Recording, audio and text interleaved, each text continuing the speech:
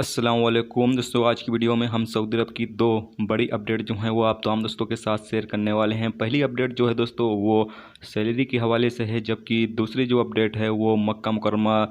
यानी मस्जिदुल हरम के हवाले से है। तो अगर आप भी इन दोनों अपडेट से बाखबर रहना चाहते हैं तो इस वीडियो को आप शुरू से लेकर आखिर तक जरूर देखें। दोस्तों वीडियो पसंद आए तो लाइक और शेयर जरूर करें। चलिए दोस्तों बढ़ते हैं अपडेट की तरफ। दोस्तों पहली अपडेट ये है कि जैसा कि आप तमाम दोस्तों को पता ही है कि सऊदी मिनिस्ट्री ऑफ लेबर की तरफ से एक अपडेट आई थी, जिसके मुताबिक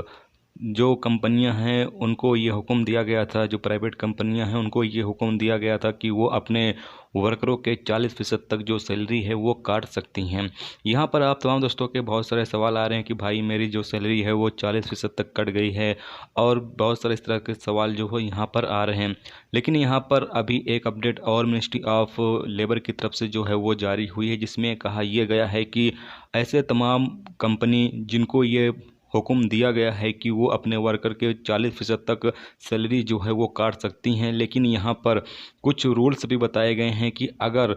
आप जिस कंपनी में काम करते हैं यानी जिस भी कंपनी में आप काम कर रहे हैं, अगर वो कंपनी आपसे जितनी आपकी ड्यूटी है यानी मसलन आपकी 8 घंटे या 10 घंटे की ड्यूटी है और वो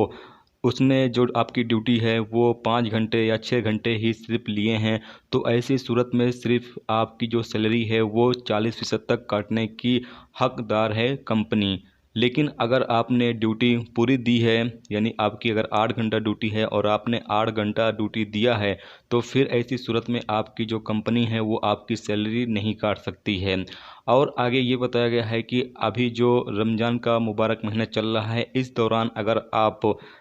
6 घंटे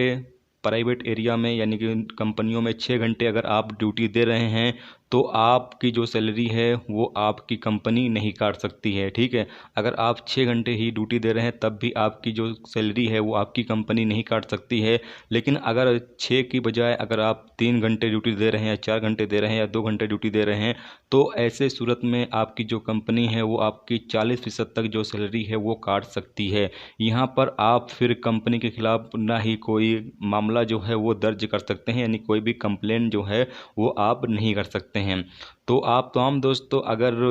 देख लें कि अगर आप 6 घंटा रमज़ान के दौरान ड्यूटी दे रहे हैं, तो ऐसे में आपकी कंपनी अगर आपकी सैलरी काटती है तब आप कंप्लेन कर सकते हैं। लेकिन अगर आप 3 घंटे 4 घंटे ड्यूटी दे रहे हैं और फिर आपकी कंपनी आपकी सैलरी काटे, तो ऐसी सूरत में आप जो है वो कंप्लेन नहीं कर सकते हैं। और साथ में आपको ये बता चलूँ कि अगर आप बाकी टाइम में यानी रमज़ान के बाद या फिर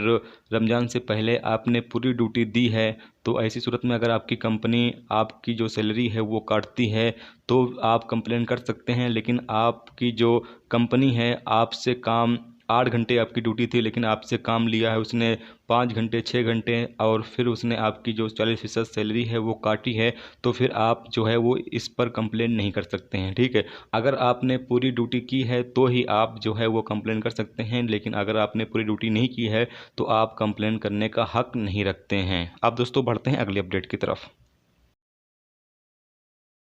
अगली खबर यह है कि मस्जिद अल हराम में एक गेट पर तजुर्बाती मशीन जो है वो लगाई गई है। मस्जिद अल हराम में दाखिल होने वाले जो भी लोग होंगे उनका दर्जा हरारा जो है वो ये मशीन जो है वो चेक करेगी, यानी कि तापमान जो है आपके जिस्म का होगा वो ये मशीन जो है वो चेक करेगी। अभी ये तजुर्बा के तौर पर एक मशीन जो है वो मस्जिद अल हराम के एक गेट पर लगाई गई है, जैसा कि आप इमेज देख सकते हैं। इस मशीन के जरिए 6 मीटर दूर से ही लोगों का जो जिस्म का तापमान होगा वो ये मशीन चेक कर सकती है, और साथ में एक ही वक्त में कई लोगों का जो जिस्म का तापमान है ये मशीन वो चेक कर सकती है। और जिसके जिस्म का जो तापमान है वो ज़्यादा होगा तो उसको फ़ौरन ही ये मशीन अलर्ट कर देगी, यानी जो इसको ऑपरेटिव करने वाले लोग होंगे उनको सिग्नल दे देगी कि ये शख्स के अंदर जो है वो ज़्यादा हरारा है। तो और यहाँ पर यह भी बताया गया है कि ये मशीन के अंदर स्प्रे फिट होगा, कीटाणु मारने का जो स्प्रे होता है वो भी फिट होगा। जब ये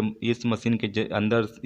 के अंदर से कोई शख्स मस्जिद अल हराम में दाखिल होगा तो उसको बाकायदा स्प्रे ये मशीन करेगी, उसके बाद वो बाहर निकल सकेगा। और आप तमाम दोस्तों को बता चलें कि ये अभी फ़िलहाल तजुर्बे के तौर पर एक गेट पर लगाया गया है। अगर ये तजुर्बा कामयाब रहता है तो ये बाकी तमाम गेटों पर जो है वो लगा दिया जाएगा, जिससे कि लोग जो हैं वो मस्जिद अल हराम में नमाज पढ़ने के लिए या फिर ज़ियारत वगैरत करने के लिए आ सकेंगे। तो अभी जैसे ही इस हवाले से अपडेट आएगी तो इंशाल्लाह वो आप तमाम दोस्तों के साथ शेयर ज़रूर करेंगे।